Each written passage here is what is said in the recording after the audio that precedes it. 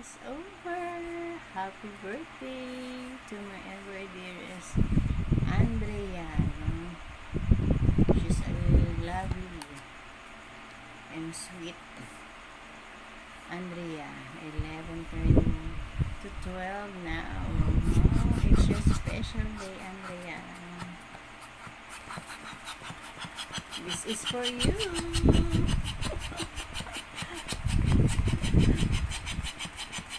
This is for you, Andrea.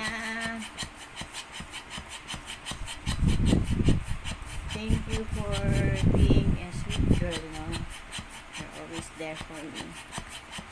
Thank you. And wait. This is the time. It's happy birthday. I love you, Andrea.